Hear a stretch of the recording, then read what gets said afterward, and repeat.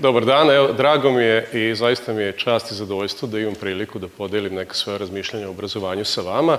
Nisam imao tremu pre nego što sam odgledao ovaj govor gospodina Kena Robinsona, sad već imam, jer ne verujem da mogu biti tako dobar kao on, ali ipak nadam se da ću uspeti da vas zainteresujem.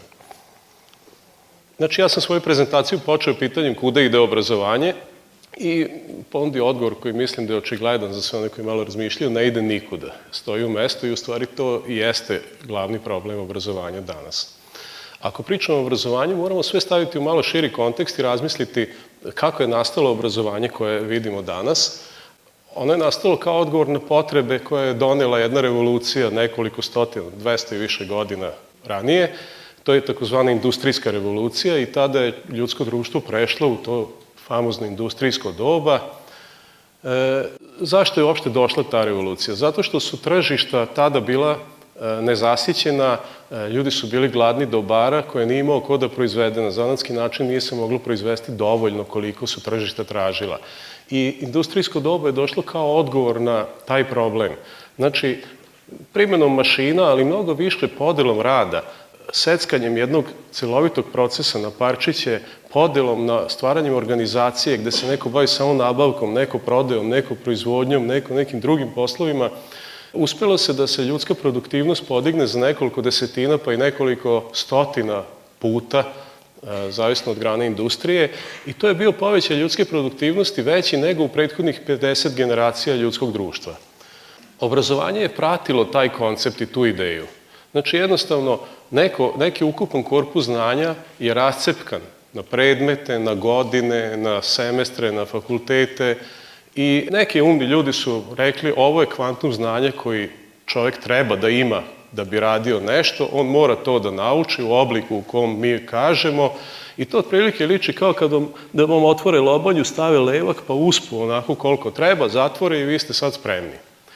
Međutim, sa porastom produktivnosti industrijsko doba je donelo i dosta nekih problematičnih stvari, a to je da masovna proizvodnja zahteva da vi pravite puno komada istog proizvoda, istog oblika, potpuno istih osobina i to je dovelo do estetskog sivila, do sumnjivog nivoa kvaliteta, do nepraćenja novih modnih zahteva, novih tehnoloških zahteva koji su se pojavljivali. I tada je bilo normalno u to doba da to bude tako, jer je bilo daj šta daš, tržišta nezasićena, proizvodi koliko može, sve će se prodati i okej. Bilo je u redu da se napravi fabrika koja će 300 godina raditi isto. Smatralo se da stvari su se menjale prilično sporo za naše današnje pojmove. Znači, ako je vaš otac živeo na jedan način, vi ste mogli biti prilično sigurni da ćete i vi živjeti slično kao i on. I koncept obrazovanja je bio usaglašen tim potrebama i tim zahtevima. Ne znam koliko smo mi ovde u Srbiji toga svesni, ali ljudsko društvo se danas nalazi na prekretnici. Mi iz industrijskog prilično brzo gazimo u neko novo doba koje se sada zove doba znanja. Tržišta su postala izuzetno zasićena. Danas šta god da pravite, niste sigurni da li ste dovoljno konkurentni ili neko to pravi bolje od vas, da li se pojavljuje bolji, interesantniji proizvod za kupca, da li se pravi na bolji i lepši način. Jednostavno, sada više obrazovanje nije saglasno datim potrebama i datom momentu.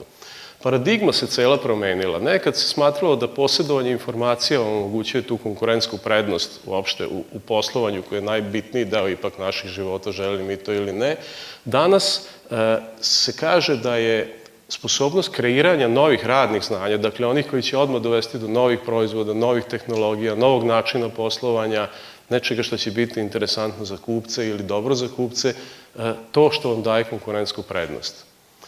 Zašto sam ovde napisao od Stojadina do Toyote? Pa Stojadin, verovali ili ne, kad je počeo da se proizvodi kod nas 70. godina, proglašen je automobilom godine u Evropi. I tada je on to i bio.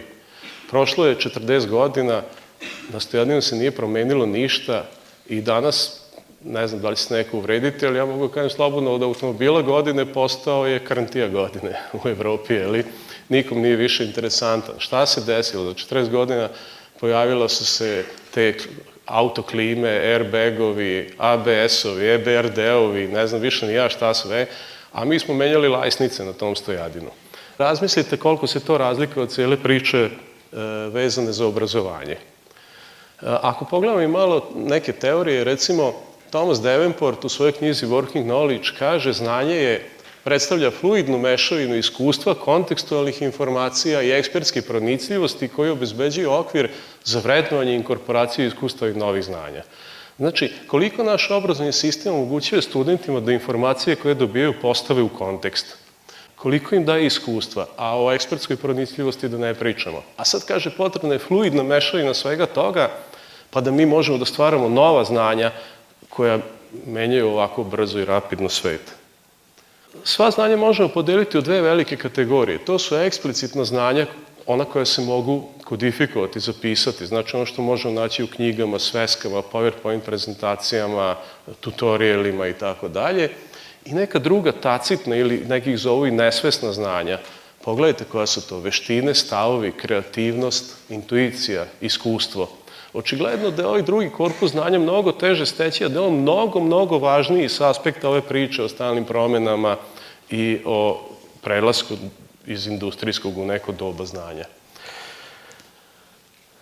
Nonaka i Takeuchi u svojoj knjizi Knowledge Creating Company kažu da se znanja stvaraju kroz jednu spiralu koja je stalno sve šira i šira, pri čemu se u toj spirali neprekidno smenjuju 4 tipa stvaranja novih znanja. Socijalizacija, gde se tacitna znanja učitelja koriste da bi učenici stvarali svoja tacitna znanja. I to je bilo imanentno zanatskom načinu rada i obrazovanja. Znači, neprevaziđen oblik socijalizacije kada vi dođete kod majstora u radionicu i kao šegrti učite i radite zajedno s majstorom i koristite njegova znanja i njegovu pomoć da stvarate svoja sopstvena tacitna znanja, veštine, iskustvo, kreirate stavove i tako dalje. Internalizacija sledi nakon socijalizacije i tu se koriste eksplicitna znanja učitelja za stvaranje tacitnih znanja učenika. Znači, tu sada vi možete koristiti knjige i sveske, ali kako? Tako što ćete rešavati neki konkretan, realan problem, pa kad zapnete, kad nešto ne ide, nema tu majstora, a vi uzmete knjigu pa pročitate šta vam je on napisao kao uputstvo, pa probate na osnovu toga da rešite problem, pa ako ne ide, čitate drugo i tako redom. Eksternalizacija je koncept kada tacitna znanja učitelja pokušate da eksplicitujete, odnosno kada on pokuša da ih eksplicituje, zapiše, sa ciljem da ih neki drugi učenici koriste u procesu internalizacije, a delimično i sa ciljem da ih on osvesti, jer rekli smo to su nesvesna znanja, znači da on bolje razume to što radi. I ostaje kombinacija koja se na našim univerzitetima dominantno shvata kao nauka. Tu koristite eksplicitna znanja tako što ih kodifikujete, sortirate, grupišete, statistički obrađujete, tumbate, prebacujete levo-desno, ne bi li iz toga proistekla neka druga eksplicitna znanja. Sad kad pogledamo naš sistem obrazovanja, vi pokušajte da prepoznate ove tipove stvaranja znanja, ja mislim da nećete uspeti. Gde kod nas ima socijalizacija, internalizacija, eksternalizacija? Kod nas samo postoji transferovanje eksplicitnih znanja sa jednog medija iz knjige u neki drugi medij, znači u neku našu memoriju internu i kasnije reprodukovanje toga radi dobijanja ocene.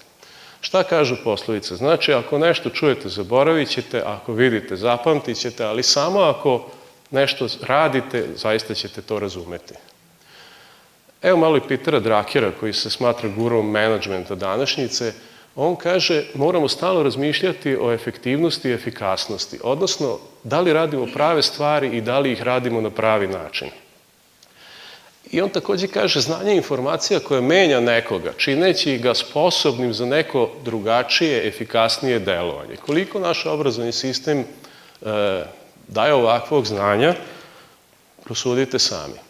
Zamislimo sada da se upišemo u današnjem obrazovnom sistemu u neku školu plivanja ili fakultet, visoku školu plivanja i dođemo tamo, verovatno bi imali 10 predmeta, neka hidrodinamika, pa onda neka kinematika pokretanja udova u plivanju, pa vrste plivanja, pa poređenje stilova plivanja, pa istorijat plivanja, pa olimpijski rezultati u plivanju.